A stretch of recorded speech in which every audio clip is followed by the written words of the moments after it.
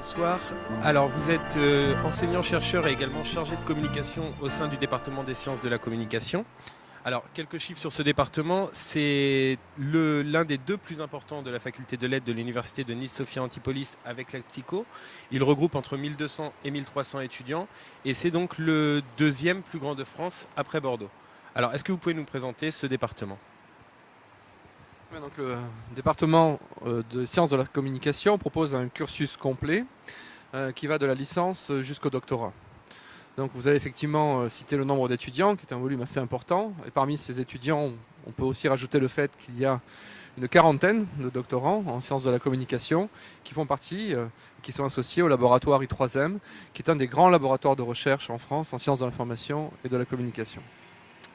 Alors, tout commence par une licence, effectivement, donc un parcours en 3 ans après le baccalauréat. La première année est une année assez généraliste, avec une ouverture sur l'offre pédagogique également d'autres départements au sein de la faculté des lettres, par exemple les arts, la philosophie, l'anthropologie. C'est l'originalité de la première année que de proposer cette ouverture interdisciplinaire sur d'autres départements. En deuxième année, les étudiants commencent déjà à choisir une spécialité. Il y a en effet 3 parcours guidés: écriture de communication, communication visuelle et communication des institutions et des organisations. C'est déjà une première forme de spécialisation. Il y a également lors de cette deuxième année un stage d'observation où les étudiants sont déjà mis en situation professionnelle. En troisième année de licence vient le temps où la spécialité va s'affirmer, où les étudiants vont avoir davantage d'heures d'enseignement, notamment de pratique, d'ateliers dans le domaine de spécialité. Par ailleurs, en fin de troisième année de licence, il y a ce fameux stage en responsabilité où les étudiants vont pouvoir être mis en situation cette fois-ci de responsable d'encadrement dans une entreprise de presse ou de communication.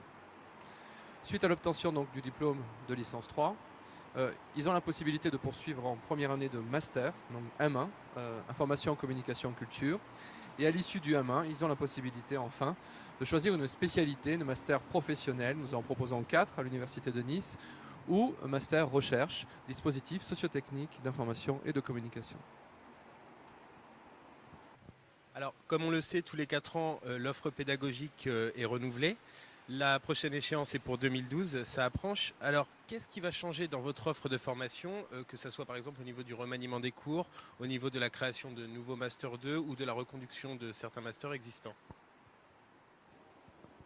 Alors, au niveau de la licence, les 2 orientations qui ont été prises consistent premièrement à poursuivre l'effort de recherche d'interdisciplinarité que nous avions déjà mis en avant lors du précédent contrat, toujours en ouvrant sur d'autres départements, notamment le département des arts avec lequel nous avons beaucoup d'interactions.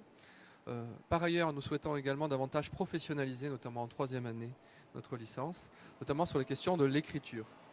L'écriture, la rédaction, la conception de documents de communication, notamment multimédia. Donc écriture traditionnelle ou écriture multimédia ou interactive. Voilà un domaine dans lequel nous souhaitons former des étudiants pour qu'ils puissent plus facilement trouver du travail à l'issue de la licence. Ensuite, au niveau de l'offre dans le domaine des masters, l'offre est à peu près inchangée, si ce n'est qu'a été proposé, va se développer un nouveau master professionnel en communication des organisations en alternance, qui va être finalement une continuation logique du M1 de communication par alternance qui existe déjà aujourd'hui. Alors, comme on le sait, les études internationales ont aujourd'hui de plus en plus d'importance au niveau des études supérieures. Alors, comment vous pouvez vous positionner sur cet échiquier international, par exemple sur ce qui concerne l'accueil des étudiants étrangers ? Alors, vous faites bien de souligner qu'il existe bien une tradition d'échanges internationaux dans notre département qui remonte à sa création il y a une vingtaine d'années. La politique, notre politique de développement international est essentiellement centrée sur l'Euroméditerranée, étant donné effectivement la situation géopolitique de la ville de Nice et de notre région. Mais nous avons également des échanges avec des pays d'autres continents, notamment en Amérique du Nord, avec le Québec, également en Amérique du Sud, avec l'Argentine et le Brésil. Et ça, je crois effectivement que c'est une ouverture tout à fait intéressante. Donc effectivement, une volonté très nette d'être présent en Euroméditerranée. Nous avons plus d'une vingtaine d'accords Erasmus dans les pays de l'Euroméditerranée. Et de ce fait, nous sommes un des départements qui a le plus d'accords Erasmus dans cette faculté des lettres. Donc pour nous, c'est véritablement à la fois une tradition et une volonté.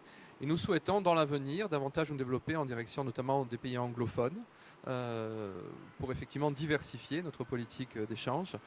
Et de plus en plus, comme c'est aussi l'évolution actuelle de l'économie, vers l'Asie, vers certains pays d'Asie, avec lesquels nous allons tenter de multiplier les échanges, sachant que nous avons déjà pas mal d'étudiants, notamment chinois, qui étudient chez nous. Merci beaucoup Nicolas Pellissier pour cette interview. Merci.